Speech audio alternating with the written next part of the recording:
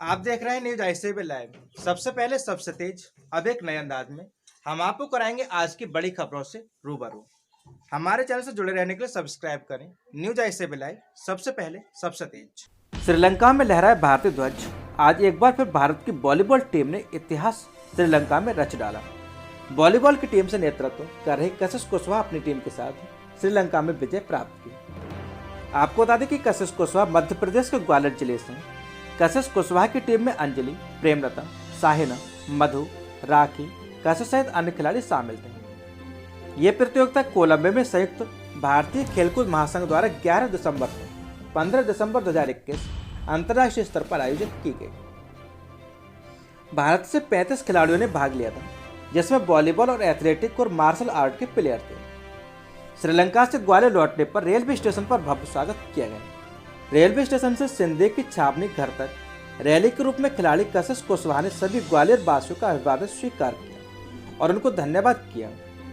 साथ ही खिलाड़ी कशिश कुशवाहा ने और कोच जवान सिंह कुशवाहा का रैली के रूप में जगह जगह फूलों की पुष्प वर्षा और माला पहनाकर उनका स्वागत एवं सम्मान किया गया।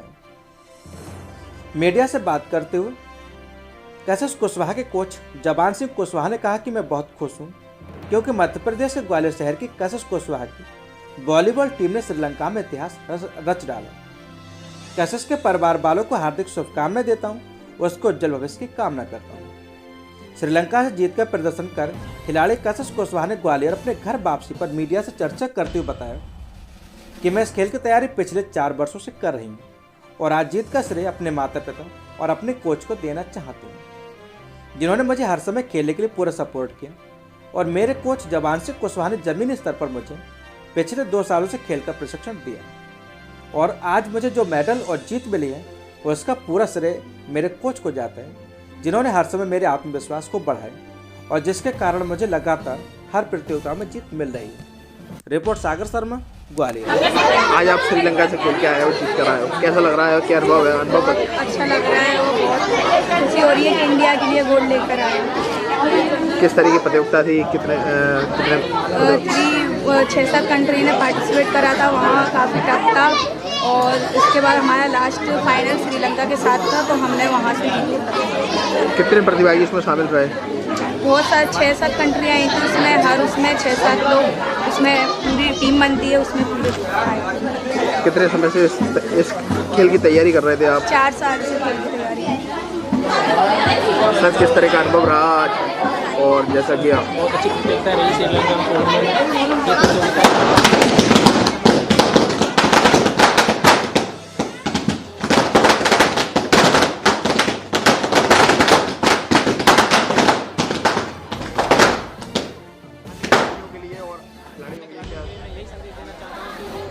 क्षेत्र में आगे आए और अपने जैसे कशिश कुशवाहा ने अपने परिवार का नाम रोशन किया है, वैसे अन्य खिलाड़ी अपने परिवार का नाम रोशन किया है। भाई, जो सबसे बड़ी जीत का आज वो हुआ है, आपकी बच्ची ने खिला है, क्या कहना चाहोगे आज? और इसके लिए कोई शब्द बचे नहीं है, इससे बड़ी खुशी हो क्या हो सकती है। कुशवाहा समाज का भी आज नाम रोशन किया है कहीं ना कहीं। बिल्कुल, समाज का भी नाम रोशन हुआ है और ग्वालियर का भी हुआ है, पूरे देश का नाम रोशन हुआ है। डिप्टी सीएम दिनेश शर्मा और जम्मू कश्मीर के उपराज्यपाल मनोज सिन्हा हिंदी सम्मेलन में टापा पहुंचे। दूसरे राजनीतिक दल केवल 10-15 साल सपना देखते रहे। डिप्टी सीएम दिनेश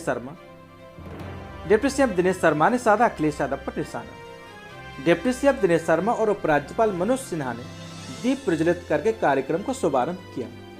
इटावा शहर के इस्लामी इंटर कॉलेज में 29वां हिंदी सेवा सम्मान के कार्यक्रम में शिरकत करने से पहले सिंचाई विभाग डाक बंगले में पहुंचे थे। आपको बता दें कि उत्तर प्रदेश के कई सपा नेताओं के यहाँ आईटी की छापेमारी कार्रवाई की गई, जिसको लेकर सूबे की राजनीति हलचल बढ़ गई है। लखनऊ में अखिलेश यादव ने सरकार पर हमला बोलते हुए ईडी सीबीआई के आने की बात कही। वहीं आज इटावा जनपद के डिप्टी सीएम दिनेश शर्मा ने आज प्रदेश भर में पड़े आयकर विभाग के छापों को लेकर कहा कि बीजेपी की विशेषता है कि बीजेपी कभी राजनीतिक उद्देश्य के लिए काम नहीं करती और ये विभाग भारत सरकार का स्वतंत्र विभाग है जो सबके खिलाफ काम करता है। चुनाव से इसका कोई मतलब नहीं है। चुनाव के समय गतिविधियां बंद नहीं होती। कौन क्या कह रहा है ये हमारा विषय नहीं है। बीजेपी ने जो जनता के विकास के लिए काम किए हैं, हम उनको लेकर अपने दो सहयोग के साथ चुनाव में हैं। वहीं कल सपा सांसद शफीकुर रहमान बर्क के लड़कियों के ऊपर दिए गए बयान को लेकर कहा कि उनके बयानों में कोई गंभीरता से नहीं लेता। ऐसे लोग जो समाज के चिंतन के बजाय संकीर्णता के विचार रखते हो, ऐसे लोगों का समाज में कोई स्थान नहीं होता। Bureau report Shubham Dikshit Etawah. और विशाल संख्या में पधारे मेरे प्यारे भाई और बहनों, काकोरी से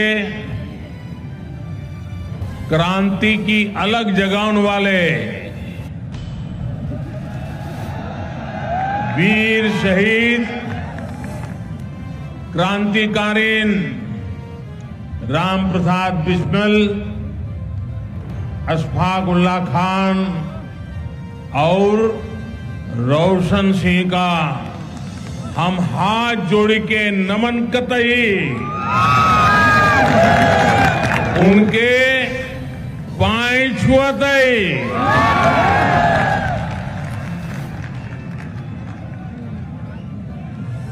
जहूं यहाँ के आप लोगन को आशीर्वाद है कि हमें ये मिट्टी का माथे पर लगे हुए को सौभाग्य मिलो।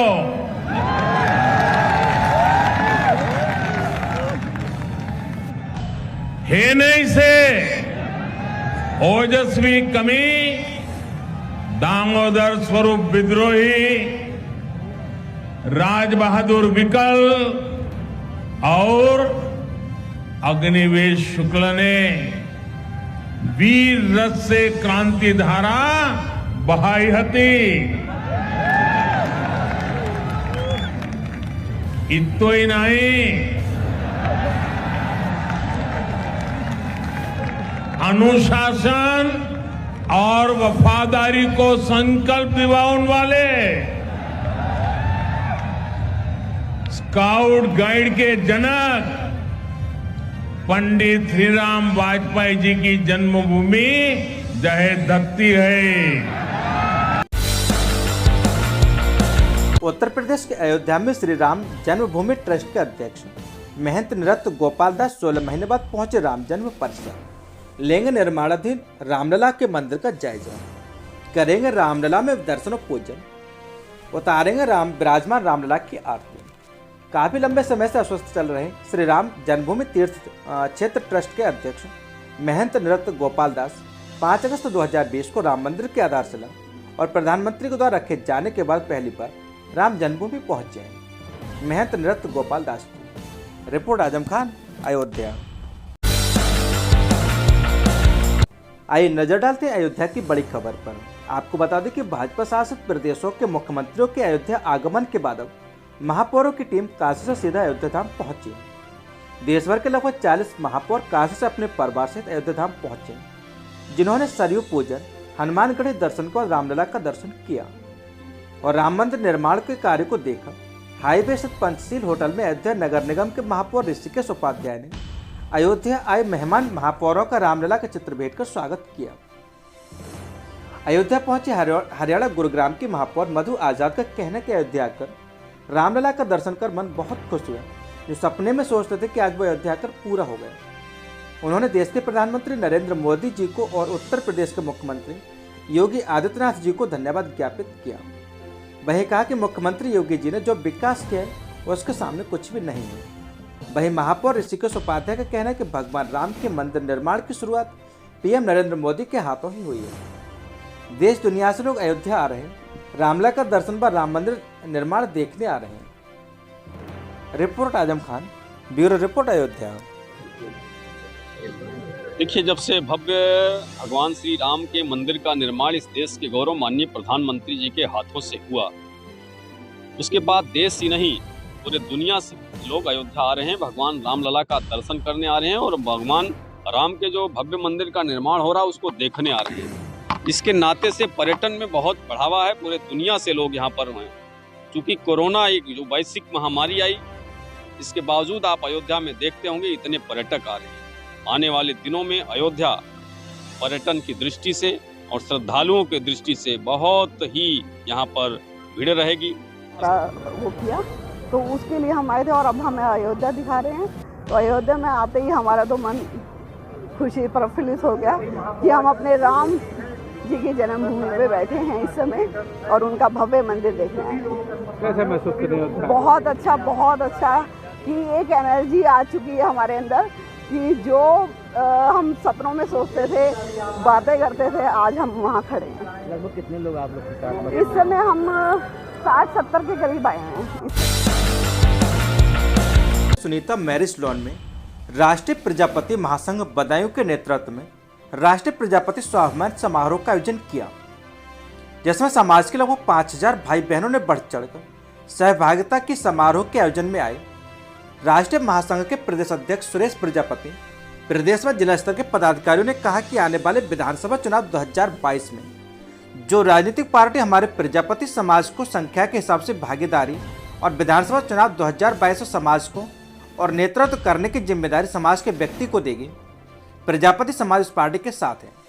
इस समारोह में मुख्य तौर पर जिलाध्यक्ष राजेश प्रजापति, एन राजू प्रजापति, ओम शंकर प्रजापति, भानु प्रजापति, अमरपाल प्रजापति, नेमचंद्र प्रजापति, नंदकिशोर प्रजापति, अनिल प्रजापति, रामवीर प्रजापति, बीरस प्रजापति, रामशंकर प्रजापति, रघुवीर प्रजापति, प्रमोद प्रजापति आदि लोग उपस्थित रहे। Reporter Ravi Kumar Sahu, news ICB live, विशारदगंज।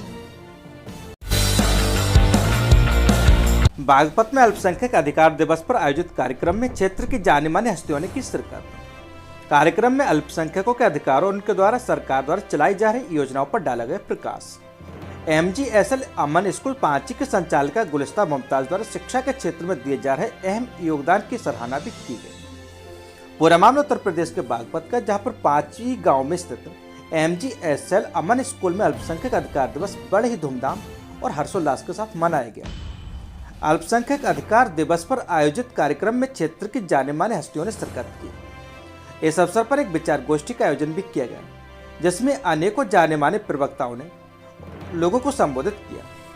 कार्यक्रम में मुख्य अतिथि और अल्पसंख्यक कल्याण विभाग मेरठ के उपनिदेशक मोहम्मद तारिक द्वारा अल्पसंख्यकों के अधिकारों और उनके लिए सरकार द्वारा चलाई जा रही योजनाओं पर प्रकाश डाला गया। Saint Mary Inter College Rataul के प्रबंधक फादर पीटर प्रकाश ने बताया कि कोरोना काल में उन्होंने सेंट मैरी स्कूल रटौल के आर्थिक रूप से कमजोर बच्चों की फीस जमा की। उनके इस कार्य की कार्यक्रम में आए सभी लोगों ने जमकर प्रशंसा की।